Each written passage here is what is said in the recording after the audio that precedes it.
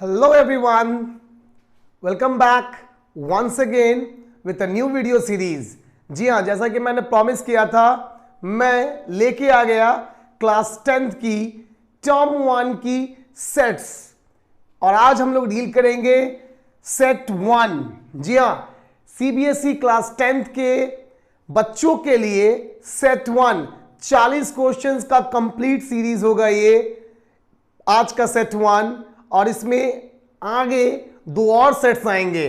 सो जुड़े रहिएगा। Set 1, set 2, set 3 तीन सेट की पूरी सीरीज को देखने समझने और जी हां 40 आउट ऑफ 40 यानी कि 40 आउट ऑफ 40 का जो मेरा वादा है वो मैं पूरा जरूर करवाऊंगा अगर आपने कंप्लीट तीनों सेटों को देखा समझा, क्योंकि each and every term topics को हम लोग कवर कर लेंगे होपफुली। तो मैं आपका दोस्त host and mentor Soumen Jha लेके आ गया हूं ज्ञान की एक नई series only on Gyan by Soumen Jha. Let get started without wasting a single second. चलो भाई,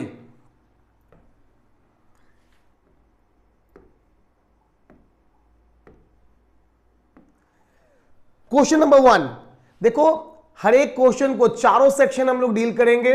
हिस्ट्री, ज्योग्राफी, सिविक्स, इकोनॉमिक्स, चारों सेक्शन से क्वेश्चन होंगे।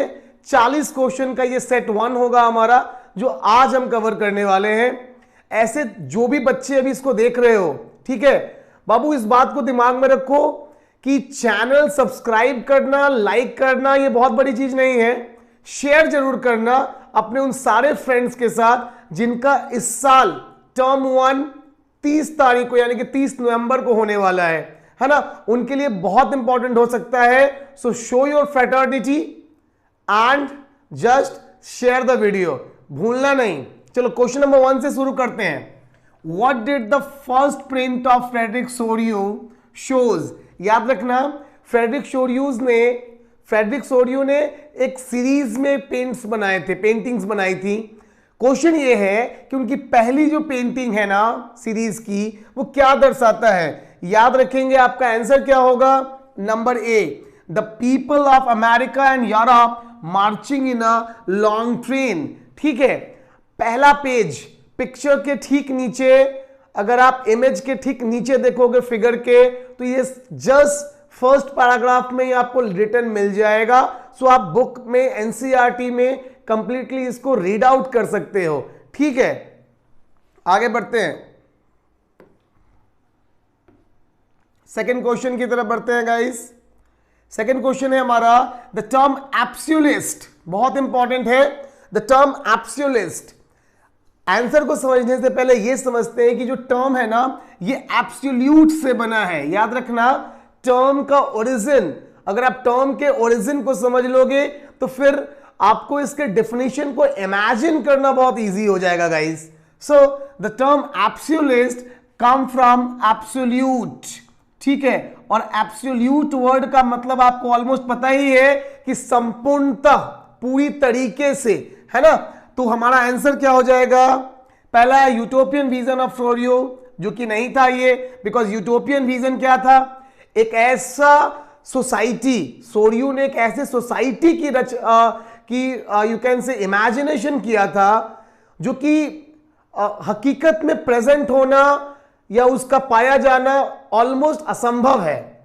एक रामराज की कल्पना की थी, है ना। फॉर्मेशन ऑफ अ यूनिफिकेशन, बिल्कुल नहीं। Refers to a form of monarchial governance, जी हां। आंसर आपका होगा क्या? Number C, refers to a form of monarchial governance, because monarchy यानी कि जो राजतंत्र होता है उसमें जो राजा होता है गाइस, किंग होता है राजा, वो क्या करता है? ऑटोक्रेटिक मैनर में गाइस सारे डिसीजंस को लेता है। एक सेकेंड, तो वो ऑटोक्रेटिक मैनर में सारे डिसीजंस को लेता है, इसीलिए आपका आंसर कौन सा होगा? C number option. ठीक है, क्वेश्चन नंबर 3, थोड़ा फास्ट करेंगे, और किसी भी क्वेश्चन में अगर प्रॉब्लम लगे क्वेश्चन नंबर को कमेंट सेक्शन में डाल देना, मैं उसको जस्टिफाई कर दूंगा नेक्स्ट वीडियो जो आएगी सेट 2 के साथ, इसी सीरीज में सेट 2 की वीडियो में, ठीक है ना। चलो, from the heavens above Christ saints and angels gaze upon the scene represents as, यानी कि फ्रेडरिक सोरियो ने अपने पेंटिंग के ऊपर अपनी जो इमेज बनाई थी उसमें ऊपर में उसने दर्शाए हैं कि सारे देवी देवता जो है, भगवान जो है, वो ऊपर से इस पूरे सीन को देख रहे हैं। क्या रिप्रेजेंट करता है ये, तो याद रखेंगे आप, इसका आंसर क्या हो जाएगा, C number, fraternity among the nations को दर्शाता है, को सूचित करता है ये वाला ब्लॉग, यानी कि ये वाला जो लाइन है इस फ्रेडरिक सोरियो के यूटोपियन विजन का, ठीक है। नेक्स्ट नंबर 4 की तरफ बढ़ते हैं। अर्नेस्ट रेनन, ठीक है, याद रखोगे अर्नेस्ट रेनन के बारे में, बॉक्स बगल में प्रॉपर बॉक्स में इसका सोर्स के अंदर ये दिया हुआ है, इंपॉर्टेंट है, इसको रीड करना बिल्कुल मत भूलना। अर्नेस्ट रेनन कौन थे, फिलोसोफर थे, साथ ही साथ इन्होंने यूनिवर्सिटी ऑफ सॉर्बन में अपना स्पीच दिया था नेशन के ऊपर, तो बिल्कुल मत भूलना, क्वेश्चन भी यही है कि Ernest Renan said about nation that, क्या बोला था उन्होंने, number A, a nation is a group of common culture, ठीक है, ये बोला था उन्होंने, अच्छी बात। They have a common glory past and future, यानी कि एक देश में रहने वाले जितने लोग होंगे उनका एक कॉमन पास्ट होगा, इतिहास होगा, वर्तमान होगा, and they will together do the deeds in future, यानी कि अच्छे काम साथ मिलकर करेंगे, तो option number B is also perfect. He promoted the view of Jacobins club, देखो जैकोबिन्स क्लब की कोई चर्चा ही नहीं की थी उन्होंने, इसलिए आप इसको काट देंगे और आपका आंसर हो जाएगा overall both A and B. तो यहां पे इस क्वेश्चन के लिए आंसर है आपका ए एंड बी। चलिए आगे बढ़ते हैं। नेक्स्ट देखो क्वेश्चन नंबर 5 है, which one of the following played major role in the spread of idea of nationalism abroad. बात को समझो अच्छे से, नेशनलिज्म अब्रॉड यानी कि यूरोप में ये जो फीलिंग है, ये सेंटिमेंट है नेशनलिज्म की, इसको फैलाने में, स्प्रेड करने में इनिशियल स्टेज पे, ठीक है, स्टार्टिंग स्टेज पे किसका सबसे बड़ा कंट्रीब्यूशन है या मेजर रोल प्ले किया है। ऑप्शंस देखते हैं, French army, middle class group.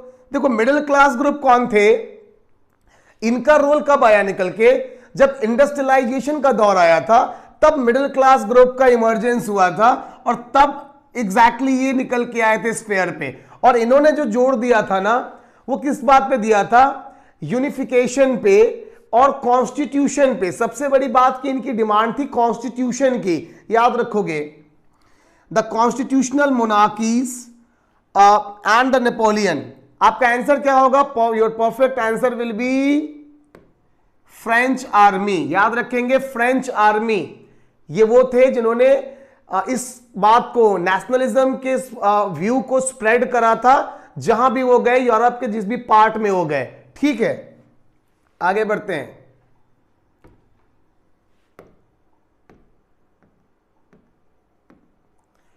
Which one of the following cause outbreak of unification. Options जो दिए हैं इनमें से कौन सा सही होगा यूनिफिकेशन के आउटब्रेक में। जब आप बात करते हैं आउटब्रेक की, ध्यान देना वर्ड्स पे, सारा खेल ही वर्ड का होता है। जब भी हम बात करते हैं एमसीक्यू की ना, तो एमसीक्यू में हर एक वर्ड के कुछ ना कुछ मायने होते हैं, और इस टाइप के क्वेश्चंस में वर्ड्स पे ध्यान देना बहुत इंपॉर्टेंट है गाइस।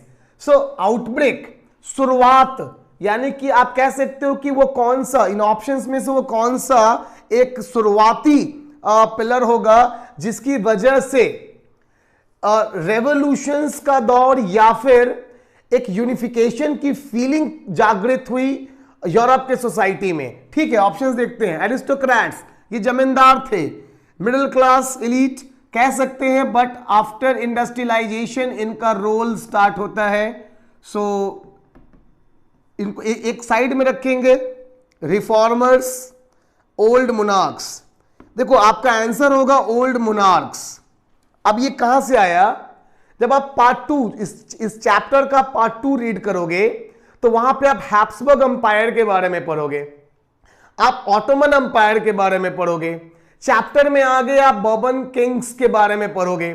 सो यहां पे आपको क्या मिलेगा कि ये जो एम्पायर्स थे ना, ये एग्जैक्टली अलग अलग कल्चर्स के लोगों को होल्ड करते थे, और एक जो सेंस ऑफ कलेक्टिवनेस है ना, ये इन्हीं मोनार्क से होके इमर्जेंस हुई। ठीक है, सो इसलिए जब भी क्वेश्चन ये पूछे ऑप्शंस के साथ कि यूनिफिकेशन की फीलिंग का आउटब्रेक कहां से हुआ, तो आपका परफेक्ट आंसर हो जाएगा जो मोनार्क्स थे यूरोप के, उन्होंने इसको प्रमोट किया। यानी कि देखो इनडायरेक्ट वे में प्रमोट किया, डायरेक्टली किसी ने प्रमोट नहीं किया था, इनडायरेक्ट वे में प्रमोट किया था। ठीक है,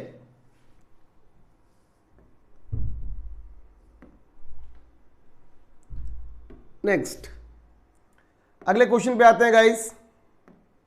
number 7, what did French liberalism stands for? देखो फ्रेंच लिबरलिज्म, ठीक है, सबसे पहले समझ लेते हैं कि ये टर्म लिबरलिज्म क्या है। तो याद रखना लिबरलिज्म, ये जो टर्म है लिबरलिज्म, इसकी जो उत्पत्ति है वो कहां से हुई?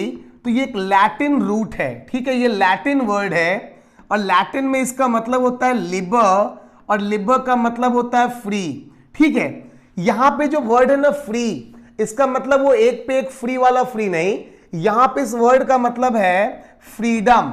ठीक है, freedom of expression, freedom of you can से फंडामेंटल राइट्स की बात यहां पे हो रही है। तो जैसे ही हम फ्रीडम में चले आते हैं ना, तो एक तरीके से नेशनलिज्म का एक इमरजेंस की खुशबू हमें आने लगती है। तो याद क्या रखना है आपको कि जैसे लिबरलिज्म की बात आए तो सब कुछ में आएगा ये। फॉर द ओपन मार्केट, देखो ओपन मार्केट का मतलब जहां पे गिल्ड रिस्ट्रिक्शंस ना हो। क्लियर करने दो थोड़ा सा, चलो। तो जैसी मार्केट की बात आएगी तो यहां पे मार्केट का, ओपन मार्केट का मतलब होता है guild restrictions, guild restriction free. ठीक है, गिल्ड के रिस्ट्रिक्शन फ्री मार्केट की बात हम कर रहे हैं। For the end of autocracy and clerical privileges, ये भी होगा। ठीक है, फॉर द कॉन्स्टिट्यूशनल मोनार्की, देखो कॉन्स्टिट्यूशनल मोनार्की की बात फ्रेंच लिबरलिज्म में था ही नहीं। ठीक है ना, तो आप कह सकते हो कि यहां पे ऑल ऑफ द अबव। अब देखो ऑप्शन नंबर डी आ गया, ऑल ऑफ द अबव। अब ऐसे में जब आपके पास दो ऑप्शंस आपको लग रहे हैं कि ओवरऑल सही है, आपके पास ऑप्शंस दो हैं। पहला तो आप परफेक्ट तौर पे बी के साथ जा सकते हो।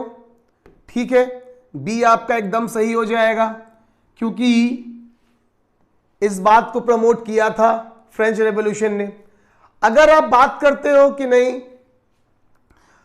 मुझे परफेक्ट वन मतलब एक से ज्यादा को टैली करना है, लेके चलना है, तो ऐसे केस में आप फॉर द ओपन मार्केट ए और बी के साथ कॉन्स्टिट्यूशनल मोनार्की की जो टॉपिक है ना, इसको आप पार्शियल मेंशन कर सकते हो। अब इसके पीछे का लॉजिक समझ लो पहले कि ऐसा कब करना है और कब ना करना है। अगर आपके ऑप्शन में ऑल ऑफ द अबव का ऑप्शन दिया रहे, ठीक है, इसलिए मैंने इसको जानबूझ के डाला है कि अगर ऑल ऑफ द अबव दिया रहे और अगर ऊपर के दो ऑप्शन आपको बिल्कुल सही लग रहे हो, तो तीसरे में संभावना खोजनी पड़ती है। ठीक है, कैसे संभावना मिलेगी? तो कॉन्स्टिट्यूशनल मोनार्की ये आगे चल के आपको पढ़ने को मिलेगा कि जब न्यू कंजर्वेटिज्म के तहत बर्बन डायनेस्टी को रीइंस्टॉल किया गया और उसके बाद के जितने भी चैनल्स आप पढ़ोगे, जो भी आप यूनिफिकेशन प्रोसेसेस को पढ़ोगे, हर जगह पे बात केवल और केवल कॉन्स्टिट्यूशन की हुई है और इस बात पे प्रेशर दिया गया कि they want constitution, a kind of representation. उनको राजा से कोई प्रॉब्लम नहीं था। और आगे जब हम लोग यूनिफिकेशन वाले टॉपिक पे जाएंगे तो वहां आप देखोगे भी कि जर्मन यूनिफिकेशन है ना, इटालियन यूनिफिकेशन, सभी यूनिफिकेशंस को किसी न किसी कंट्री के मतलब किंगडम के किंग ने ही परफॉर्म किया है। तो इवेंचुअली ये कॉन्स्टिट्यूशन मोनार्की को भी दर्शाता है, ठीक है ना। तो ऐसे केस में आप ऑल ऑफ द अबव की तरफ जा सकते हैं। तो आपका जो आंसर हो जाएगा इस केस के लिए, इस क्वेश्चन के लिए, वो all of the above suited होगा, ठीक है। चलिए आगे बढ़ते हैं। Next question number 8, which one from the following prepared the path to unification for Europe. बहुत ध्यान से समझोगे आप कि दिए गए जो 4 ऑप्शंस हैं, इनमें से पाथ टू, देखो ये बहुत इंपॉर्टेंट है समझना, द पाथ टू यूनिफिकेशन, यानी कि यूनिफिकेशन के लिए रास्ता तैयार करने का काम किसने किया, एक दिशा दिखाने का काम किसने किया, ठीक है, नेपोलियंस रूल।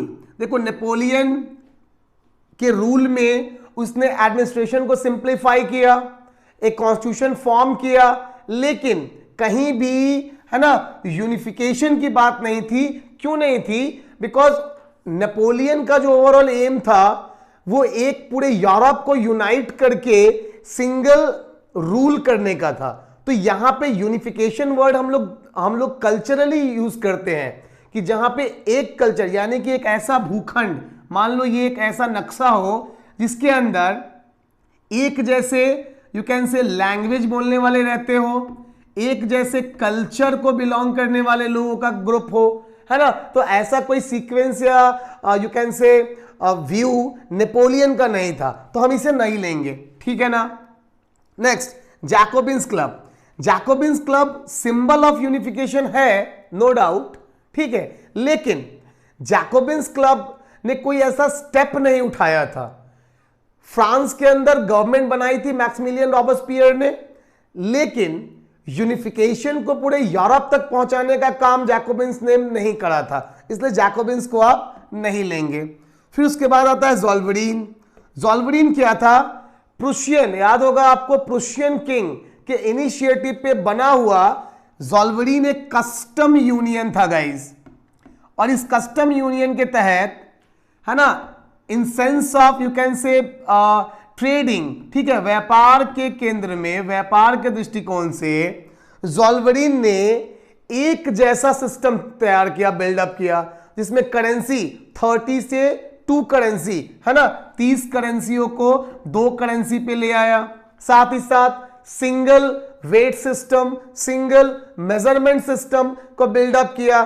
तो आप ऐसा इस पर्टिकुलर आंसर के लिए, जो आपका क्वेश्चन के लिए, सॉरी, आपका जो आंसर होगा वो ज़ोल्वेरिन हो जाएगा, ठीक है। ज़ोल्वेरिन पहला इनिशिएटिव था यूरोप के लिए जिसने यूनिफिकेशन का एक रोड मैप तैयार करके यूरोप को दिया कि भैया यूनिफिकेशन का मतलब ये होता है और हमें इसी टाइप की यूनिफिकेशन चाहिए।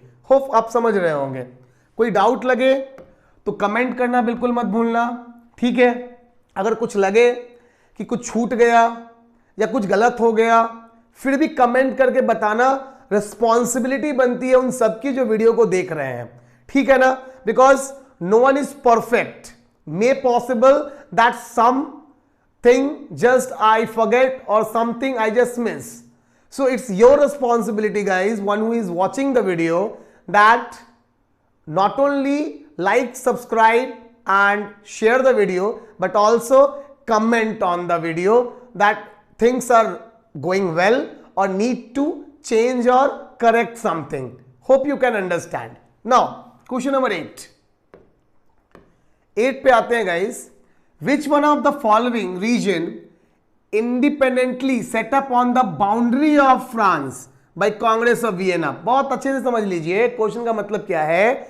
अगर ये फ्रांस का मान लो एक नक्शा होगा, तो नेपोलियन, वाटरलू के बैटल में नेपोलियन 1815, याद रखना 1815 वाटरलू के बैटल में नेपोलियन के हारने के बाद, ठीक है, कांग्रेस ऑफ वियना को सेटअप किया गया। यानी कि कांग्रेस ऑफ वियना का मतलब है कि वियना वो जगह का नाम है जहां पे जीतने वाले देशों ने मीटिंग बुलाई, इस संघ को कांग्रेस कहा गया। और कांग्रेस ऑफ वियना ने नेपोलियन के द्वारा ऑक्यूपाइड या कैप्चर्ड या कनकर्ड, जो भी आप बोलो वर्ड यूज करो, रीजंस को आपस में डिस्ट्रीब्यूट किया। ठीक है, इस क्रम में फ्रांस के चारों तरफ, यानी कि आप कह सकते हो कि फ्रांस के ईस्ट में, है ना, ईस्ट में, वेस्ट में, नॉर्थ में, साउथ में, चारों तरफ, ठीक है, फ्रांस के एक्सपेंशन को फ्यूचर में रोकने के लिए कुछ राज्यों को सेटअप किया गया। ठीक है, क्वेश्चन का मतलब समझ गए, कौन थे वो, आइए देखते हैं। सैक्सनी इन द साउथ, गलत। Geneva on the northern side, wrong. Kingdom of Netherlands on the north and Geneva in the south, ठीक है, और ये नन, तो नन तो नहीं होगा, नन इज नन। आपका आंसर क्या है, नंबर सी। तो याद रखोगे क्वेश्चन नंबर 9 का आंसर सी। कौन कौन, नीदरलैंड, किंगडम ऑफ नीदरलैंड्स को नॉर्थ में स्टैब्लिश किया, जेनेवा को साउथ में स्टैब्लिश किया, और बाकी जो रीजन्स थे उनको आपस में बांट लिया। ठीक है, जिसमें पोलैंड भी आएगा, जिसके अंदर सैक्सोनी का पार्ट आएगा। ठीक है, आप डिटेल्ड में इसको देख सकते हो। मैंने ऑलरेडी नेशनलिज्म इन यूरोप के ऊपर एक कंप्लीट वीडियो बना रखी है, आप चाहो तो प्लेलिस्ट में, ठीक है, प्लेलिस्ट में जाओ, प्लेलिस्ट में आपको नेशनलिज्म इन यूरोप पे 2 मैराथन वीडियोस मिलेंगे, एक 1.5 घंटे की, दूसरी 2 घंटे की। 200 क्वेश्चंस, इस चैप्टर से 200 क्वेश्चंस को मैंने कवर किया है, और उन 200 क्वेश्चंस में ईच एंड एवरीथिंग कवर्ड है। मतलब नेशनलिज्म इन यूरोप की बखिया उधेड़ दी है हमने, है ना। तो आप देख सकते हो उस मैराथन वीडियो सीरीज को। अगर सिंगल डाउट भी नहीं छोड़ना है इस चैप्टर के रिगार्डिंग, ठीक है। चलिए, अच्छी बात, टाइम ज्यादा नहीं लगाएंगे, फटाफट भागेंगे क्योंकि 40 क्वेश्चंस आने हैं अभी। नंबर 10, द न्यू कंजर्वेटिज्म, याद रखेंगे द न्यू कंजर्वेटिज्म, जो कि कांग्रेस ऑफ वियना ने एस्टैब्लिश किया था after in France, after the Congress of Vienna used dash to establish their power again. यानी कि जो न्यू कंजर्वेटिज्म, यानी कि जो मोनार्की आई, याद रखो मेरा कहने का मतलब कि जो मोनार्की आई, उस मोनार्की ने किस चीज का इस्तेमाल किया, अपने पावर को रीइंस्टॉल करके लोगों पे दबाव बनाने के लिए। ठीक है, ऑप्शन नंबर ए है आर्म फोर्सेस, गलत। सेंसरशिप, ठीक है, यही होगा आपका आंसर। कोऑपरेटिव सिस्टम, बिल्कुल था ही नहीं, अगर ये होता तो फिर कोई बात ही नहीं था। ठीक है ना। फोर्स्ड लॉज, लॉज तो बने ही थे, but the overall perfect answer is the censorship. ठीक है, इस सेंसरशिप पे बेस्ड एक डायग्राम, फिगर भी दिया हुआ है आपके उस कांग्रेस ऑफ वियना वाले पेज पे, एनसीईआरटी के, है ना। आप उसको देख सकते हो कि everyone is sitting in a row, like in a you can say table, and their mouth is covered with a white cloth। ठीक है, इस तरीके से कवर्ड था। So this picture symbolizes what? That they are in the society but they are having no rights। ठीक है, they are having no rights to express anything। So this exactly happens guys when someone impose censorship on us। तो याद रखोगे इसको। ठीक है, चलो number 11 पे भागते हैं फटाफट, आइए। Number 11, which of the following is not, याद रखोगे जब भी क्वेश्चन आ जाए नॉट ना, तो नॉट देखना हम लोग गलती से भूल जाते हैं। ठीक है, और ये नॉट ही हमें डुबा देता है ना। सो याद रखना not, which of the following is not a feature और बिलीव ऑफ कंजर्वेटिज्म। ठीक है, इनमें से कौन जो था वो कंजर्वेटिव उसमें बिलीव नहीं करते थे, है ना। चलिए, number A, conservative believe in established traditions and institutions of state and policy. बिल्कुल इसमें बिलीव वो करते थे, तभी तो कांग्रेस ऑफ वियना ने फिर से बर्बन डायनेस्टी को रीइंस्टॉल किया, तो बिल्कुल करते थे। ठीक है, conservative stressed the importance of tradition and preferred gradual development to quick change.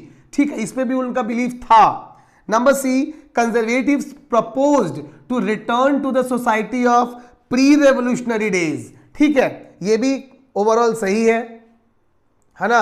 अब आता है कहां पे, तो conservatives believed in the monarchy, church and other social hierarchies. देखो चारों सही लग रहे हैं, तो इसमें गलत कहां है पकड़ना होगा थोड़ा सा। ऑप्शन नंबर सी को थोड़ा अच्छे से देखो ध्यान से, ऑप्शन नंबर सी पे थोड़ा ध्यान दो। Conservatives propose to return to the society of pre revolutionary days. and were against the idea of modernization to strengthen the monarchy. ठीक है, ideas of modernisation to strengthen the monarchy. ध्यान देना, जिन लोगों ने पढ़ा होगा चैप्टर को डिटेल में उन्हें पता होगा कि दे प्रेफर्ड, क्या था जी, उन्होंने कांग्रेस ऑफ वियना ने जब कंजर्वेटिज्म को इंपोज किया दोबारा फ्रांस में, so the changes done by Napoleon they take it as advantage. ठीक है, तो जो मॉडर्नाइजेशंस किए थे नेपोलियन ने उसको उन्होंने एज ए एडवांटेज लिया था और उन्होंने कहा था कि it will strengthen the monarchy, so they need to keep it, है ना. तो याद रखना आपका आंसर क्या हो जाएगा, सी नंबर इसमें, ऐसे केस में. तो इन बारीकियों को थोड़ा समझना होगा और देखना होगा कि कौन सा क्वेश्चन क्या बोलना चाह रहा है. चलिए आगे बढ़ते हैं फटाफट. नेक्स्ट हम लोग आ गए नेक्स्ट क्वेश्चन नंबर 12 के ऊपर guys. By whom was the estate general selected. Estate generals are elected by whom, किसके द्वारा, मेन एंड वुमेन, पुरुष और महिला. सवाल है क्या महिलाओं को अधिकार थे वोट के. आप सबको आंसर पता होगा जिन्होंने पढ़ा होगा कि नहीं, है ना. एक पिक्चर भी है कि in the Frankfurt parliament and in the parliamentary scenes womens are only what, spectators, यानी कि वो लोग सिर्फ दर्शक थे. तो वुमेन्स को अधिकार तो थे ही नहीं भाई. एक्टिव सिटीजन आ गया, वुमेन बिल्कुल गलत है. सीनियर सिटीजन बिल्कुल गलत है. आंसर क्या होगा, एक्टिव सिटीजन. कौन है भाई एक्टिव सिटीजन, याद रखना एक्टिव सिटीजन उनको कहा गया, पहली बात तो जो मेन है, ठीक है, इसमें वुमेन थी ही नहीं. दूसरी बात कि मेन के साथ साथ ये लोग जो हैं ये जनरली बिलोंग करते थे रिच क्लास से, ठीक है, या आप कह सकते हो मिडिल क्लास से, क्योंकि लॉ ये सिस्टम ये था कि they can give at least 3 days wages as tax. ठीक है, जो लोग टैक्स पेयर है उनको एक्टिव सिटीजन कहा गया और इन्हीं को अधिकार दिया गया था राइट टू वोट का अंडर यूनिवर्सल मेल सफरेज के अंतर्गत. तो इसको आप दिमाग में रखोगे, याद रखोगे कि इलेक्ट करने का प्रावधान किसके पास था, अधिकार एक्टिव सिटीजन्स के पास. और वो कौन थे, तो वो इस कैटेगरी को फुलफिल करने वाले मेंस को कहा जाता था. ठीक है, चलिए आगे बढ़ते हैं गाइस, है ना. We have to go long journey. What actions were taken in the name of the nation. देखो बड़ा अच्छा सा क्वेश्चन है ये कि नेशन, राष्ट्र के नाम पे इनमें से दिए गए किस काम को किया गया. जब हम बात करते हैं राष्ट्र की तो यहां पे बात होती है गाइस एक देश की, ठीक है ना. जब हम बात करते हैं देश की तो आप सिंपली दिमाग में इस बात को बिठा लो कि राजा, किंगडम, मोनार्की, ऐसी चीजों से जुड़ी हुई कोई बातें इसमें नहीं होंगी. ठीक है, ऐसी किसी भी चीज की चर्चा बिल्कुल नहीं करेंगे या सोचेंगे जो कि किसी न किसी डायनेस्टी को बिलोंग करता हो. सो ओवरऑल इसमें हमको रखना किस बात को है, तो भाई army was formed, no. Social work was done, नहीं. Hymns were composed, oaths taken and marriages commemorated, custom duties were abolished. देखिए ये सारी चीजें जो हो रही हैं ना, ये सी नंबर आपका प्रॉपर आंसर होगा. इसका सी नंबर ही आंसर है. ये किसके नाम पे था, ये देश के नाम पे यानी कि कंट्री के नाम पे लिया जा रहा था, इन प्लेस ऑफ किंगडम. तो आपका परफेक्ट आंसर सी हो जाएगा. चलिए नेक्स्ट क्वेश्चन नंबर 14 पे आते हैं फटाफट. What did civil code of 1804 bring about. Civil code of 1804 क्या लेके आया, right by birth to all facilities of state. बिल्कुल नहीं, बिकॉज प्रिविलेजेस को नेपोलियन ने क्या कर दिया था, खत्म किया था. तो ये तो बिल्कुल नहीं होगा. हम जहां भी जो इसकी बात कर रहे हैं ना, civil code of 1804, by the way इसी को कहा जाता है क्या, इसका एक और नाम है नेपोलियनिक कोड. ठीक है, इसको हम लोग नेपोलियनिक कोड भी कहते हैं. सो नेपोलियनिक कोड, ठीक है, did away with all privileges based on birth, established equality before the law and secured the right to property। जिन्होंने पढ़ा होगा सिविल 1804 के सिविल कोड को वो समझ चुके होंगे अभी तक कि आपका ऑप्शन नंबर बी ही परफेक्ट है, यानी कि ये आपका रहा आंसर। 1804 के सिविल कोड यानी कि नेपोलियन ने इसको स्टैब्लिश किया था अपने मेन एम के तौर पे। होप क्लियर होगा ये क्वेश्चन आपका। नेक्स्ट नंबर 15 पे आते हैं guys. Which territories were included under the Habsburg Empire? बहुत ध्यान से समझो कि हैब्सबर्ग अंपायर के अंतर्गत आने वाले यूरोप के वो कौन से मेजर टेरिटरीज थे। ठीक है, पार्ट टू का पहला पैराग्राफ, ठीक है ना, इस चैप्टर के पार्ट 2 का पहला पैराग्राफ, बड़ा सा पैराग्राफ, उसके अंदर आपको इसका आंसर मिल जाएगा मिडिल में। ठीक है, ऑप्शन देखते हैं। एल्पाइन रीजन्स, इसमें the Tyrol, Austria Hungary and the Sudetenland, Bohemia, Lombardy and Venetia. ठीक है, इतना ज्यादा बड़ा सा नाम आपने देख लिया तो आप ओवरऑल समझ चुके होंगे कि ऑप्शन आपका यही सही है। तो option number A is the right answer. याद रख लो नाम को, है ना, the part of Tyrol, Austria Hungary and Sudetenland, Bohemia, Lombardy and Venetia, ये वो प्लेसेस थे जो कि इसके अंदर कवर अप होंगे। ठीक है, आइए आगे बढ़ते हैं भाई। नंबर 16, है ना, काम इतना ज़्यादा रहता है। आज मैं मॉर्निंग से सोच रहा था कि वीडियो अब ले आऊँगा तब ले आऊँगा, बट इतनी ज़्यादा रेगुलर क्लासेस थी आज कि पॉसिबल नहीं हो पाया था। अभी लेट नाइट शूट करना पड़ रहा है, अभी आपको अपलोड भी कर दूंगा, तो होपफुली आपको आज रात में ही मिल जाएगा ये वीडियो। जो लोग सो चुके होंगे वो लोग कल यानी कि सुबह, आज की सुबह देखेंगे, है ना। आज की सुबह कहने का मतलब है कि 20 तारीख की सुबह को देखेंगे, है ना। 19 तारीख का वादा था, इसलिए रात में शूट कर रहा हूं कि आप तक वादा, प्रॉमिस कीप मतलब मेरा रह जाए, है ना। I have to keep my promise, so that is why I am just doing right now. चलिए क्वेश्चन नंबर 16 पे आते हैं। एक क्वेश्चन आ गया असर्शन से, डाला है मैंने, असर्शन और रीजन से। बहुत ज्यादा डाउट्स में रहता है इस टाइप के questions. From the very beginning of the French revolutionaries introduce various measures and practices like the idea of la patrie and le citoyen. ठीक है, रीजन था this was done to create a sense of collective identity. ठीक है, देखो दोनों सही है, बिल्कुल पढ़ के लग रहा होगा कि दोनों सही है। इसका मतलब क्या है कि एक इक्वल स्टेटस लाने के लिए ला पैट्री क्या था गाइस? ला पैट्री का मतलब था फादरलैंड, याद होगा आपको, फादरलैंड। ठीक है, यानी कि फ्रांस के अंदर उपलब्ध जो भी भूभाग है वह सबका है। उन्होंने एक तरीके से नागरिक माना हर फ्रेंच वासी को, तो फादरलैंड। ले सिटोयन, सिटीजन, यहां पे टाइटल्स खत्म हो गए और उसके जगह पे ले सिटोयन वर्ड जिसका मतलब था सिटीजन, ये निकल के आया।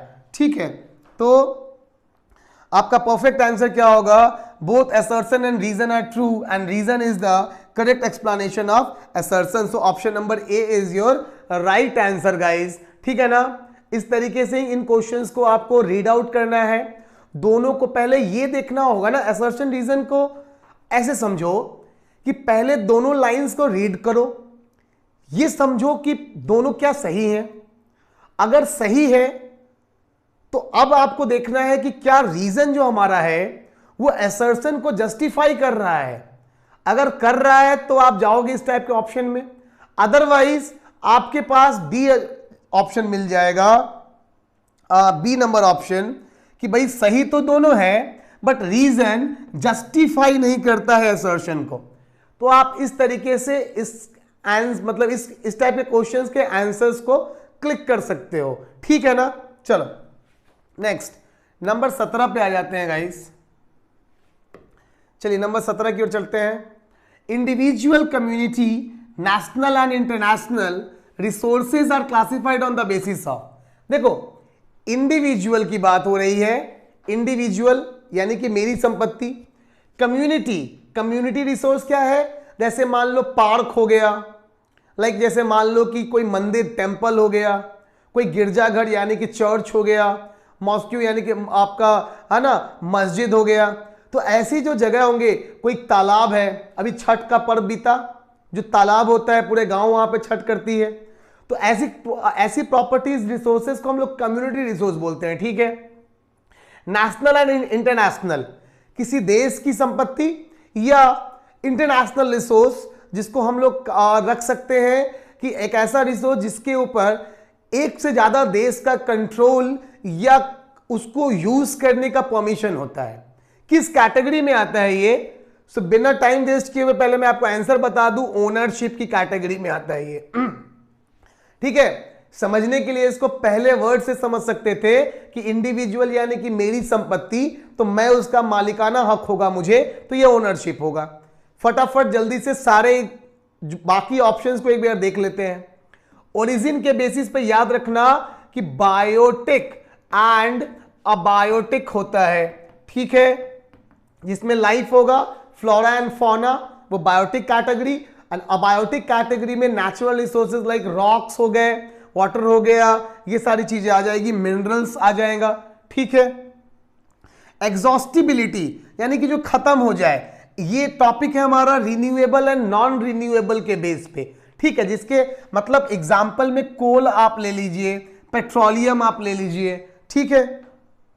स्टेटस ऑफ डेवलपमेंट, देखो डेवलपमेंट के बेसिस पे हमारे पास क्या है, डेवलप्ड है, जैसे हमारे पास पेट्रोलियम हो गया डेवलप्ड, पोटेंशियल है, ठीक है, जिसके पास पोटेंशियल है फुलफिल करने का, एग्जांपल के तौर पे हाइड्रो इलेक्ट्रिसिटी को आप ले सकते हो। इसके बाद हमारे पास स्टॉक है, ठीक है, इसमें बहुत बेस्ट एग्जांपल बुक में जो दिया है, separation of hydrogen and oxygen from water, ठीक है। फिर हमारे पास आ जाता है रिजर्व, जिसको कि हमने रिजर्व रखा हुआ है फ्यूचर के लिए। तो इस तरीके से डेवलपमेंट के बेसिस पे ये 4 कैटेगरी निकल के आती है, ठीक है। आंसर मैंने बता दिया, ओनरशिप आपका आंसर होगा इस क्वेश्चन के लिए, ठीक है ना। चलो फटाफट आगे बढ़ते हैं, नंबर 18 पे आते हैं। देखिए क्या है भाई क्वेश्चन, द टेरिटोरियल वाटर्स, बहुत इंपॉर्टेंटली समझेंगे आप कि the territorial waters that extend up to 12 nautical miles from the base of a coast of a country is dash resource. बात समझो, किसी भी देश के क्षेत्र से, एग्जाम्पल के तौर पे अगर मैं आपको ऐसे बताऊं तो यहां पे ये रहा गुजरात, है ना। अब देखो गुजरात जो है, गुजरात के तटीय जो भाग है हमारा यहां से, ठीक है, up to 12 nautical miles, 12 nautical miles तक, ठीक है, 12 नॉटिकल माइल्स तक किसके कार्य क्षेत्र में रहेगा वो स्थान, तक की बात हो रही है। तो जब तक आ जाए ना तो बिना कुछ सोचे समझे हुए नेशनल रिसोर्स आप टिक करेंगे, ठीक है, क्योंकि इंटरनेशनल रिसोर्स क्या होता है, ये 200, याद रखोगे कि जो इंटरनेशनल रिसोर्स है वो 200 नॉटिकल माइल्स के बाद आता है, ठीक है। 200 नॉटिकल माइल्स के बाद समुद्र में का जो हिस्सा होगा ना वो कहां चला जाएगा, वो आ जाएगा इंटरनेशनल रिसोर्स के अंदर, ठीक है, कोई दिक्कत नहीं। चलो बहुत बढ़िया, आगे बढ़ते हैं भाई, नेक्स्ट टॉपिक पे आते हैं। Number 19, area sown more than once in an agricultural year plus, बहुत ध्यान से देखो, area sown more than once in agriculture year, इसको क्या बोलेंगे, नेट सोन एरिया बोलेंगे। बहुत ध्यान से समझ लीजिए, मैं आपको पूरा मतलब सिर्फ आंसर नहीं बताना चाह रहा, मैं आपको ओवरऑल पूरा एक पैकेज देना चाह रहा हूं ताकि चैप्टर भी थोड़ा थोड़ा आपके दिमाग में मोटा मोटा बैठ जाए, ठीक है। तो कोई भी एरिया जो कि मोर देन वंस जिसमें खेती होती है वो आता है नेट सोन एरिया के अंदर। उसके अलावा प्लस नेट सोन एरिया, ठीक है, इज नोन एज व्हाट, तो याद रखोगे ग्रॉस क्रॉप्ड एरिया। आंसर क्या हो जाएगा, ग्रॉस क्रॉप्ड एरिया, ठीक है, आंसर ये होगा इसका। हालांकि बाकी ऑप्शंस को भी एक बार देख लेते हैं, तो बाकी ऑप्शंस क्या है, फेलो लैंड, फेलो लैंड यानी कि वो जमीन जो कि खेती के लिए उपयुक्त नहीं है, ठीक है, मतलब एग्रीकल्चर पर्पस में प्रेजेंट नहीं है, ठीक है। कहां है ये लैंड, तो ये लैंड कंस्ट्रक्शन में हो सकता है, ये लैंड ग्रेजिंग एरिया के तौर पे यूज हो सकता है। समझ रहे हो मेरा बात? चलिए, नेट सोन एरिया ऑलरेडी बता दिया, वो सभी एरियाज जहां जो कि मोर देन वंस यूज में आते हैं। ठीक है। एरेबल लैंड्स यानी कि कृषि योग्य भूमि, एरेबल लैंड को हम लोग सिंपल भाषा में बोलते हैं कृषि योग्य भूमि। ठीक है, आंसर पता है आपको, ग्रॉस क्रॉप्ड एरिया होगा। ठीक है, आगे बढ़िए भाई। Next, number 20, which of the following soils more common in piedmont plain such as Duars, chos and Terai. बहुत ध्यान से समझो कि द्वार, चाओस एंड तराई इस जगह यहां पाई जाने वाली सबसे कॉमन सॉइल कौन सी है? ठीक है, याद रखना नाम, सबसे कॉमन सॉइल कौन होगी? एलुवियल सॉइल होगी। ठीक है, 9th में ही आप लोगों ने ऑलरेडी पढ़ लिया था कि एलुवियल सॉइल, ठीक है, एलुवियल सॉइल वो हिस्सा है जो कि कहां से निकल के आता है? ऊपर, यानी कि हिमालय के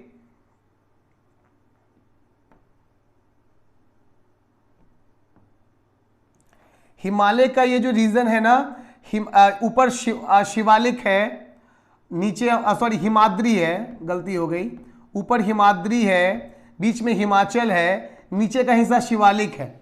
तो ये जो शिवालिक का हिस्सा है, यहां से एलुवियम जो निकलते हैं ना, उस एलुवियम से बना है ये एलुवियल। तो याद रखोगे एलुवियल सॉइल जो है इसका आंसर होगा। थोड़ा थोड़ा मोटा मोटा सभी सॉइल्स के बारे में बात कर लें अगर, तो भाई ब्लैक सॉइल। ठीक है, ब्लैक सॉइल के बारे में आपको क्या दिमाग में रखना है गाइस? कहां मिलता है ये? तो ये डेक्कन का रीजन में मिलेगा। ठीक है, डेक्कन के जो पठार है उसके रीजन में ये मिलेगा। और इसमें पाया क्या जाता है? तो इसमें बेसाल्ट पाया जाता है। ठीक है, बेसाल्ट याद रखोगे, डेक्कन के इस ब्लैक सॉइल के अंदर बेसाल्ट होता है। जनरल सेंस में इसकी फॉर्मेशन लावा के फ्लो से होती है। ठीक है, तो आप इसको प्राइमरी रॉक यानी कि इग्नियस रॉक के कैटेगरी में डाल सकते हैं। आगे अगर बात करें तो लैटेराइट सॉइल है गाइस। लैटेराइट सॉइल क्या है? ये आपको मिलेगा high temperature plus high rainfall. ठीक है ना, हाई टेम्परेचर और हाई रेनफॉल रीजन में आपको मिलेगा।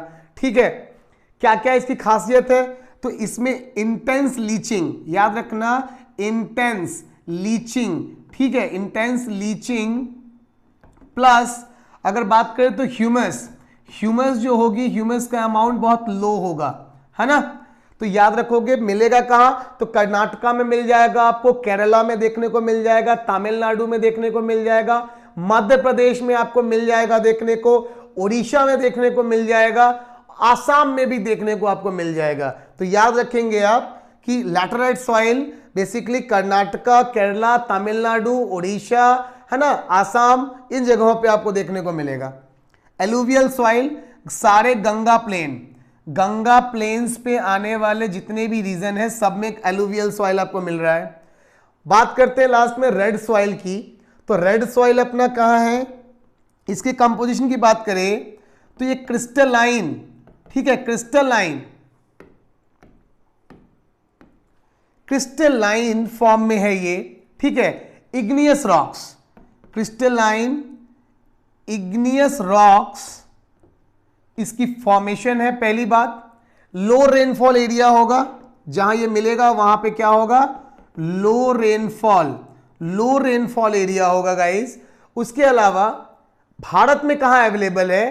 तो southern part of Deccan plateau.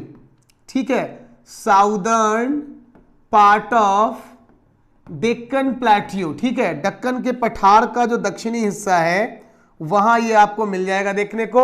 और अगर स्टेट वाइज बात कर ले हम, तो स्टेट आप मोटा मोटा याद रखेंगे कि उड़ीसा, ठीक है ना, उड़ीसा हो गया, छत्तीसगढ़ हो गया, ठीक है, मध्य प्रदेश का हिस्सा हो गया, ठीक है, गंगा प्लेन्स, है ना, पिडमॉन्ट जो जोन है डेक्कन प्लेट्यू का वो वाला हिस्सा, इन जगहों पे आपको मोटा मोटा रेड सॉइल मिल जाएगा आपको देखने को। तो सॉइल पे अगर डिटेल्ड वीडियो चाहिए तो आप कमेंट कर सकते हो, मैं डाल दूंगा। ठीक है, चलिए फटाफट आगे बढ़ते हैं, अभी 20 क्वेश्चन आने बाकी है, वीडियो बड़ा होने वाला है। चलो भाई, black soils are generally poor in, black soils में क्या नहीं पाया जाता है, ध्यान देंगे, क्या नहीं पाया जाता है, क्या नहीं पाया जाता है मालूम होने के लिए आपको यह पता होना चाहिए कि क्या पाया जाता है। बहुत इंपॉर्टेंटली समझ लो कि अगर क्वेश्चन आपको फंसाने के लिए यह पूछ सकता है कि क्या मिलता है, नहीं क्या नहीं मिलता है, तो क्या याद रखोगे आप? पहली बात तो फास्फोरिक कंटेंट, ठीक है। तो ऑप्शन नंबर ए की अगर हम बात करें तो ए होगा क्या, जल्दी बताओ तो? हाँ जी, ए ही होगा। मॉइस्चर बहुत होता है क्योंकि आपको पता है ये क्लेई होता है ना, जो ब्लैक सॉइल है वो क्या है, क्लेई है। इसीलिए जो भी कुम्हार होते हैं, पोटर्स, वो मेनली ब्लैक सॉइल ही इस्तेमाल करते हैं क्योंकि मॉइस्चर बहुत ज्यादा होल्ड करता है। तो मॉइस्चर तो होगा, पोटास भर भर के मिलेगा, कैल्शियम कार्बोनेट भर भर के मिलेगा। तो ब्लैक सॉइल में अगर हम बात करें मिनरल कंटेंट की तो पोटास और कैल्शियम कार्बोनेट पाया जाता है, मॉइस्चर ये होल्ड करता है, इसलिए ये होगा। क्या नहीं होगा? तो वो है फास्फोरिक कंटेंट, ठीक है, बढ़िया बात। चलिए आगे बढ़ते हैं। Next number 22, in the snow covered areas of Himalaya which of the following soil experience. ठीक है, देखो अगर मैं बहुत ट्रिक की बात करूं ना तो बहुत इजीली दिमाग में रखना कि जब हिमालय की बात होगी, ठीक है, जब हिमालय की बात आएगी तो हिमालय के रीजन से होते हुए आप जब चले जाएंगे नेपाल होते हुए अरुणाचल प्रदेश तक, तो ये जो शिवालिक का हिस्सा है जिसको हम लोग बोलते हैं है ना आउटर हिमालय, ठीक है, तो ये शिवालिक का जो हिस्सा है ना, इस हिस्से पे उसके अलावा हिमाचल है ना, जम्मू कश्मीर का इलाका, हिमाचल का इलाका, उत्तराखंड का इलाका, इन सभी जगहों पे कौन सी सॉइल मिलेगी आपको? तो फॉरेस्ट सॉइल मिलेगी गाइस। तो आपको जैसे ही क्वेश्चन आ जाए snow covered areas of Himalaya, Himalaya word देखते ही सॉइल की चर्चा अगर हो तो दिमाग की घंटी बजाना, दिमाग की बत्ती जलाना बिना मेंटोस खाए हुए, है ना, कि भाई कौन सी सॉइल होगी? तो फॉरेस्ट सॉइल होगी। चलो भाई आगे बढ़ते हैं फटाफट, चलिए next. The running water cuts through the clayey soil and makes the deep channels as, ठीक है, आंसर क्या होगा? पहले डायग्राम समझो।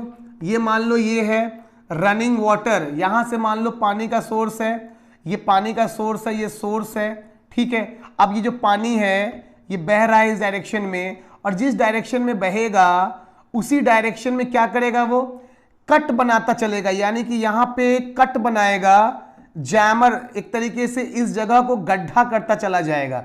इसके कंपैरिजन में इसके जो अगल बगल के जो रीजन दिख रहे हैं ये क्या होंगे गाइस? ये उठे रहे, मतलब है ना, ये आपको उठे हुए पाए जाएंगे, ठीक है। तो ये बात यहां इसी की हो रही है कि कौन सा ये इरोजन है, ये कौन सा इरोजन है जो कि इस टाइप के चैनल्स को बिल्डअप करता है। याद रखोगे आप, दो टाइप के इरोजन होते हैं, पहले वाले का नाम है गुली इरोजन, दूसरे वाले का नाम है शीट इरोजन। तो इसका आंसर तो होगा गुलीज, ठीक है ना, गुली इरोजन। शीट इरोजन की मैं बात करूं तो जब ये पूरी, याद रखना शीट इरोजन कब होगा? जब ये पूरा जो लेयर है ना इस मिट्टी का, इस मिट्टी के टुकड़े का, प्लेन का, ये पूरा सरफेस वॉश आउट हो जाए, ठीक है, पानी में बह जाए, जैसा बाढ़ के समय होता है, बाढ़ में, फ्लड्स में, तो वैसी परिस्थिति को हम लोग बोलते हैं शीट इरोजन, ठीक है। और अगर केवल एक चैनल में पानी कटाव करे तो उसको हम लोग बोलेंगे कौन सा इरोजन?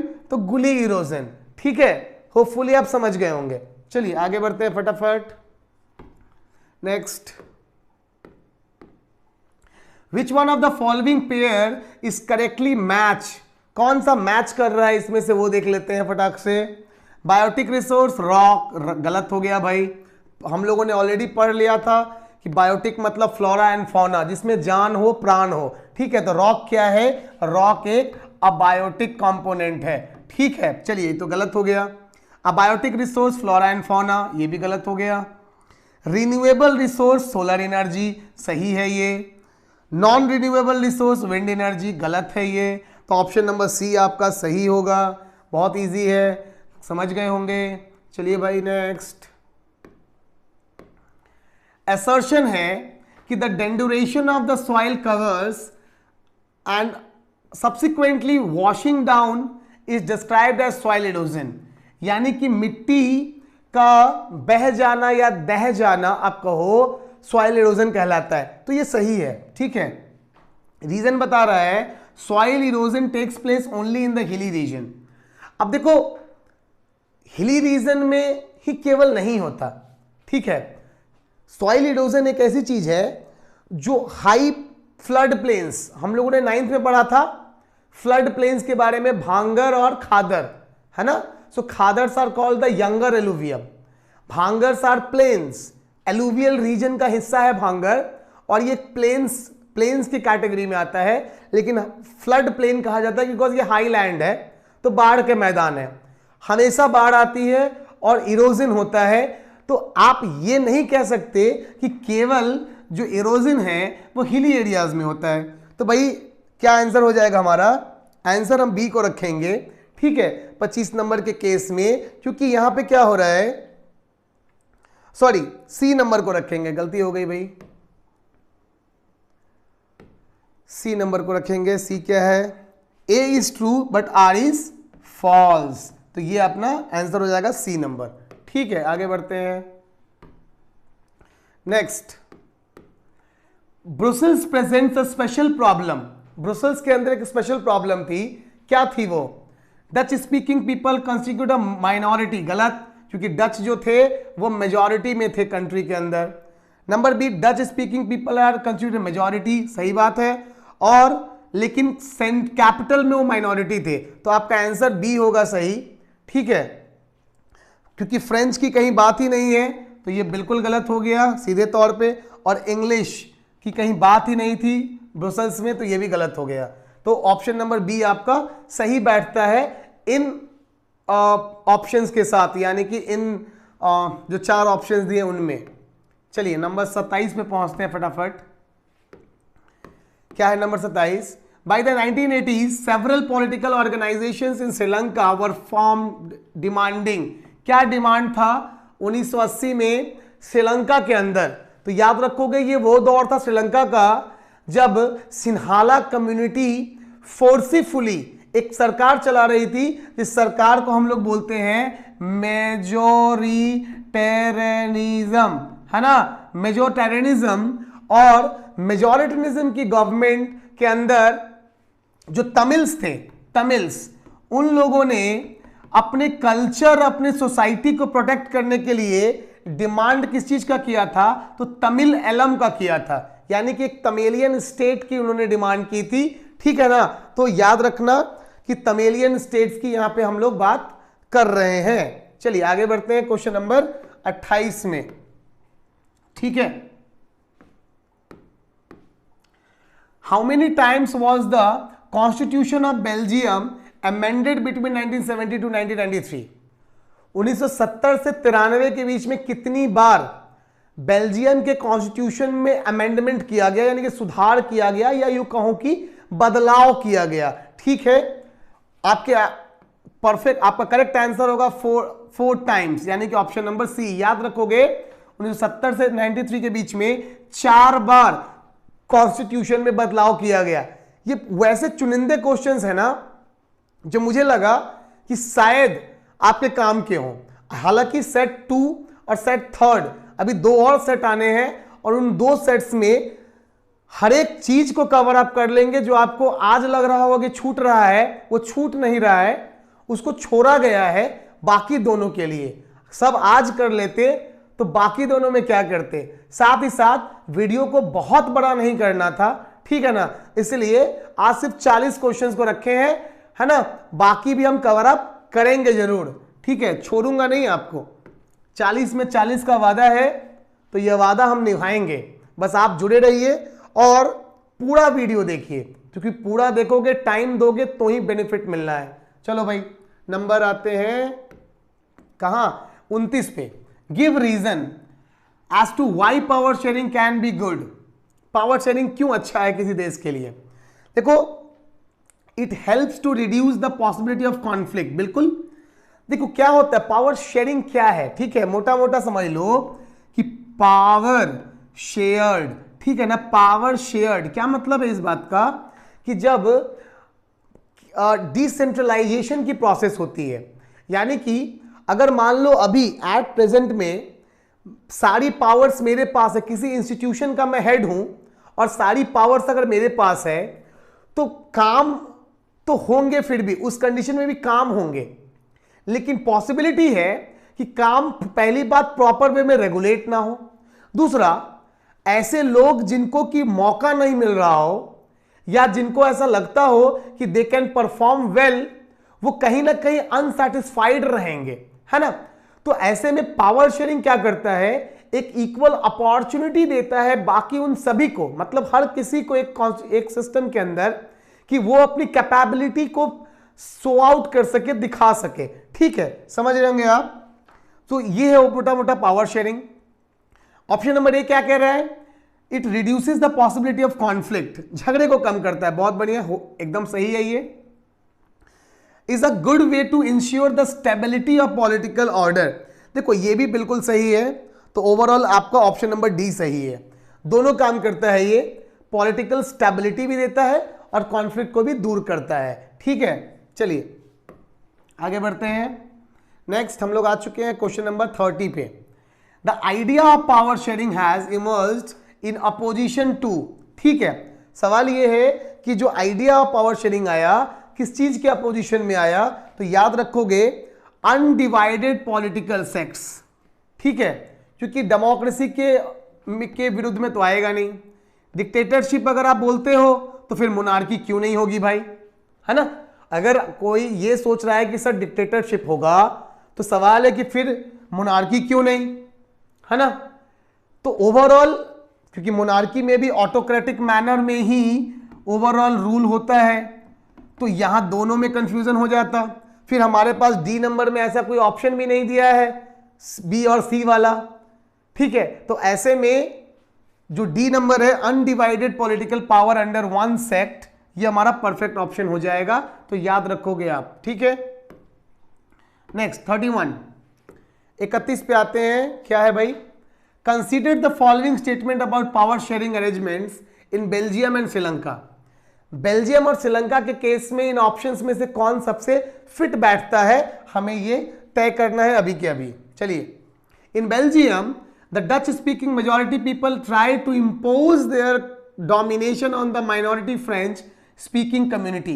देखो डोमिनेशन स्टैब्लिश करने की बात कहीं है नहीं, ठीक है, they want their political you can say rights, लेकिन डोमिनेशन जैसा कुछ था नहीं, क्योंकि इथनिक कंपोजिशन इतना वैरी करता था कि एक political you can say majority develop ही नहीं हो पा रही थी बेल्जियम में। तो ये एक सीक्वेंस है पहले वाला में। In Sri Lanka the policies of the government sought to ensure the dominance of the Sinhala speaking majority, ठीक है, ये तो है। Number 3, the Tamils in Sri Lanka demanded a federal arrangement of power sharing to protect their culture। जी बिल्कुल, 3 नंबर जो है इसमें जो श्रीलंकन्स थे उनकी ये डिमांड थी कि वो अपने कल्चर को, लैंग्वेज को, इक्वालिटी को प्रोटेक्ट कर सके, ठीक है, और उनको इक्वल अपॉर्चुनिटी मिले, बहुत बढ़िया। तो 3 नंबर के होने के चांसेस ज्यादा हैं। 4 नंबर देखते हैं कि the transformation of Belgium from the unitary government to a federal one prevented a possibility of division, ठीक है। अब हमारे पास ऑप्शंस क्या क्या बच के आ रहे हैं, तो हमारे पास जो ऑप्शंस हैं वो 3 और 4 है, ऑल ऑफ द अबव तो नहीं होगा, 1, 2 और 4, तो 1 नंबर तो पहले ही छट चुका है, नहीं होगा। 3 और 4, 2, 3, 4, 2 नंबर नहीं 2 भी नहीं, ऑप्शन नंबर सी, यानी कि 3 और 4 नंबर। सो 3 और सॉरी गाइस, 3 और 4 नंबर को आप लॉक कर लोगे, 3 और 4 नंबर आपका परफेक्ट आंसर निकल के आएगा, ठीक है। नंबर 32, जी हां, फटाफट करते हैं। What bring about stable income, ठीक है, स्टेबल इनकम, देखो हम लोग डेवलपमेंट में आ चुके हैं, इकोनॉमिक्स का हिस्सा है इनकम। देखो इनकम क्या है और स्टेबल इनकम क्या है। इनकम मतलब होता है रोजगार, पैसा, यानी कि अगर रुपए रुपी है ना, अगर आपके पास पैसा आता रहे तो उसके इनकम कहेंगे। लेकिन स्टेबल इनकम क्या है? स्टेबल इनकम का मतलब होता है कि एक, है ना, एक अनुपात में, यानी कि पैसे का कमिंग एक परफेक्ट 1 रेशियो में, ठीक है, एक रेशियो में पैसा आना, ठीक है, पैसा आना किसमें? तो एक रेशियो में पैसा आना, ठीक है, इसको बोलते हैं स्टेबल इनकम। कि अगर किसी की सैलरी मान ली जाए कि महीने की 20,000 रुपए है, तो हर महीने उसको 20,000 रुपए आ रहे हैं, वो इतना श्योर है कि 20,000 कमेंगे नहीं, तो अपने खर्चों को, अपने एक्सपेंसेस को, अपने सेविंग्स को वो उस 20,000 के अकॉर्डिंग प्लान कर सकता है। दूसरी तरफ अगर ऐसा हो जाए कि किसी मंथ में, किसी एक मंथ में किसी की आमदनी महीने की 50,000 हो जाए और दूसरे मंथ में, सेकंड मंथ में वो क्या हो जाए? नील, यानी कि जीरो की कैटेगरी पे रह जाए। ऐसे कंडीशन में क्या होगा कि उसकी जो डेवलपमेंट है, ओवरऑल डेवलपमेंट, वो कहीं ना कहीं कम हो जाएगी या नहीं के बराबर होगी, ठीक है ना। तो आप याद रखेंगे कि स्टेबल इनकम किस चीज से जुड़ा होता है? रेगुलर वर्क से जुड़ा होता है, कि हमेशा काम रहे और हमेशा पैसा आता रहे, फ्लो ऑफ मनी चालू रहे, इसी चीज से जुड़ा हुआ है ये, ठीक है। चलिए नेक्स्ट,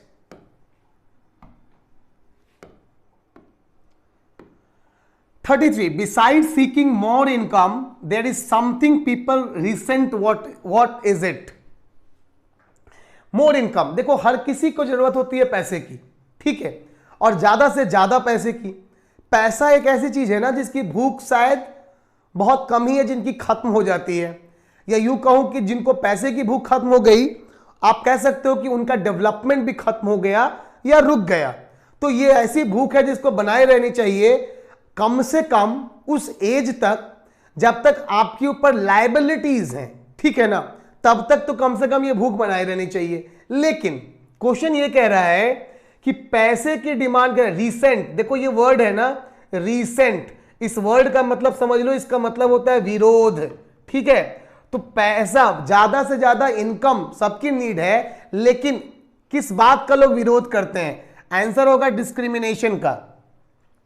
अगर आपके पास पैसे हैं लेकिन सोसाइटी में आपको डिस्क्रिमिनेट किया जा रहा है on the basis of racism, casteism, religion wise, तो कहीं ना कहीं वो पैसा होने के बाद भी सोसाइटी में आप उसको प्रॉपर वे में यूटिलाइज नहीं कर पाओगे, ठीक है, रिकॉग्नाइज नहीं होगा। इसलिए डिस्क्रिमिनेशन फ्री, यानी कि रिस्पेक्ट एक प्राइमरी एस्पेक्ट बन जाता है डेवलपमेंट का इनकम के साथ, ठीक है, याद रखना। नंबर 34, मोर इनकम मीन्स, ज्यादा से ज्यादा इनकम का क्या मतलब है? More income means more all things that human being needs, ठीक है। समझो, जितने ज्यादा पैसे आएंगे, बड़ा कॉमन सा लॉजिक है ये, जितने ज्यादा पैसे आएंगे आपकी जरूरतें और उससे जुड़ी हुई चीजों की अभिलाषा बढ़ती चली जाएगी, आपकी इच्छाएं बढ़ेंगी, ठीक है। पैसे नहीं है तो छुट्टियां घर पे मनेंगी, सो के मनेंगी। गाइस, पैसे आ जाएंगे तो 1 जनवरी यानी कि 1 जनवरी न्यू ईयर जिसको बोलते हैं, वो गोवा में मनेगा। तो जो गोवा जाने का प्लान बना, ये कैसे बना? पैसे की वजह से बना, इनकम की वजह से बना। तो जितनी ज्यादा पैसे आएंगे उतनी ज्यादा आपकी नीड्स बढ़ेंगी, आपके डिमांड्स बढ़ेंगे। तो याद रखना कि more income will create more needs and more needs will create more employment, ठीक है, क्योंकि आपकी नीड किसी के एम्प्लॉयमेंट से जुड़ी होती है। आप जिस चीज को चाहते हो वो कोई ना कोई दूसरा प्रोडक्शन करता है या बनाता है, तो आपकी नीड जब होएगी तो किसी को काम मिलेगा। आपकी इनकम, ओवरऑल मतलब यह हुआ कि जब आपकी इनकम बढ़ती है तो किसी और की इनकम को बढ़ाने में आप मदद करते हो। तो जब आप कमाते हो, ज्यादा खर्च करते हो, तो आप कहीं ना कहीं देश की इकोनॉमी के साथ साथ किसी और के घर को चलाने में भी मदद करते हो। तो तो भैया जम के कमाओ, जम के उड़ाओ, यानी कि खर्च करो। ठीक है, चलो आगे बढ़ो। Number, countries within the per capita income of US dollar as per 2017। ठीक है, तो किसको क्या किस कैटेगरी में रखेंगे? Rich country. किसको रिच कंट्री कहा जाएगा? तो याद रखिएगा कि रिच कंट्री की कैटेगरी में कौन आता है? 12,056, सी नंबर ऑप्शन होगा, 12,056 रुपया। ठीक है, जिस भी कंट्री का 12,056 डॉलर से ज्यादा पर एनम है ना, वो रिच की कैटेगरी में आएगा। एक्स्ट्रा मैं बता दूं, पुअर, पुअर की कैटेगरी क्या है? तो याद रखना 995 यूएस डॉलर, 995 ये हो गया पुअर की कैटेगरी, मतलब ये या इससे बिलो अगर होंगे तो पुअर की कैटेगरी में, और इनके बीच में अगर आप हो तो वो मिडिल की कैटेगरी में आती है, मिडिल क्लास कंट्री। इंडिया की अगर मैं बात करूं तो 2017 के हिसाब से इंडिया की जो ओवरऑल ये थी, मतलब यूएस डॉलर के कंपैरिजन में पर एनम वो 1820 रुपया थी।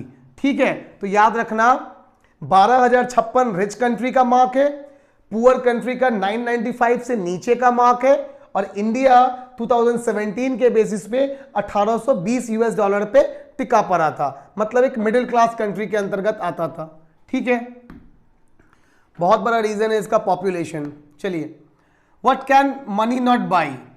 पैसा क्या नहीं खरीद सकता? गाइस बहुत सिंपल है, अनडिलेटेड मेडिसिन, पैसे से मेडिसिन खरीदे जा सकते हैं, तो ये ऑप्शन तो आपका बिल्कुल नहीं होगा, मतलब मैंने यह टिक गलत कर दिया, ये ऑप्शन आपका नहीं होगा। वाटर ऑफ कोर्स आप खरीद सकते हो, आजकल तो लोग पानी खरीद के पीते भी हैं ना, वो ड्राम वाला पानी आ गया है ना, वाटर सप्लाई करने आता है आपके घरों में, तो आप खरीद के आराम से पी सकते हैं पानी। ठीक है, तो वो नहीं होगा। पॉल्यूशन फ्री एनवायरनमेंट, ये आपका परफेक्ट आंसर है ना। बेस्ट एग्जाम्पल इसका जो दिमाग में रखना वो है दिल्ली, न्यू दिल्ली। आज आप देखो न्यू दिल्ली में टॉप मोस्ट लीडर रहते हैं इंडिया के। न्यू दिल्ली के अंदर गाइस सारे लग्जरी, यानी कि लग्जरी कारों का जकीरा है, रईस लोगों का ठिकाना है, पैसे बोरियों में भरे पड़े हैं घरों में लोगों के। लेकिन सबसे पॉल्यूटेड कोई प्लेस है ना इंडिया में, एशिया में, तो वो न्यू दिल्ली है। तो आप पॉल्यूशन फ्री एनवायरनमेंट नहीं खरीद सकते हो पैसे से, याद रखेंगे आप। Next number 37। According to the human development report 2018, कौन से वो पड़ोसी देश हैं जिनकी हायर लाइफ एक्सपेक्टेंसी रेशियो है?